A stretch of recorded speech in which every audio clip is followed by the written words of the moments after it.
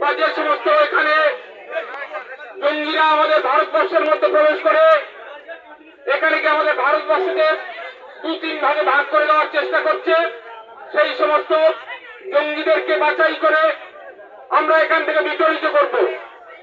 এটাই হিন্দু সংগতির কাজ। এবং বাংলাদেশে যে সমস্ত মা বোনেদের যেভাবে অত্যাচার করে তাদের যেভাবে ইজ্জত নেওয়া হয়েছে এবং ঘর বাড়ি ভাঙচুর করে তাদের যে সমস্ত ক্ষতি খারাপ করেছে, তার জন্য হিন্দু সংগতি যদি কোনোদিন পথে নামতে হয় তাহলে আমরা বলবো এখানে যারা সেই বাংলাদেশের যে সমস্ত জঙ্গিরা, যে জঙ্গিদের এখান থেকে যে মুসলিমরা সাপোর্ট করছে, তাদেরকে আমরাও ছেড়ে কথা বলবো না ভাই। আপনারা প্রস্তুত থাকুন।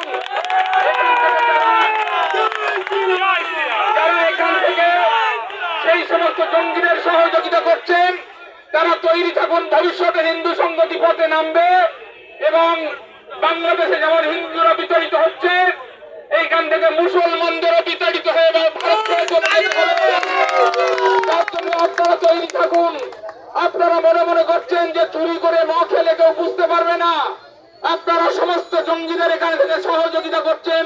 সমস্ত খবর হিন্দু সংগতির কেন্দ্রীয় অফিসে সবাই সবকিছু আছে, সেটা আমরা জানি। তার জন্য সমস্ত হিন্দু সংগতির কার্যকর্তা এবং হিন্দু সংগতির যে সমস্ত ভাই বোনেরা এসেছেন তাদেরকে বলবো সবাই সচেতন থাকুন। ভবিষ্যতে লড়াই করতে পথে নামতে হবে আমাদের। তার জন্য সমস্ত হিন্দু সংগতির ভাইরা তৈরি থাকুন।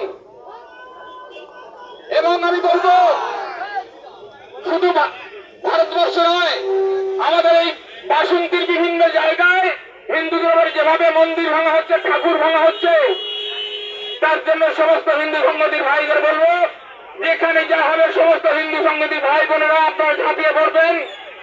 একটা অন্যায় করলে আমরা 10টা করে শোধ করে নেব, কারণ আমরা অন্যায় করি না এবং কারোর অন্যায়ের প্রশ্রয় দিই না। এইটুকু বলে আমি আমার বক্তব্য শেষ করছি। এখন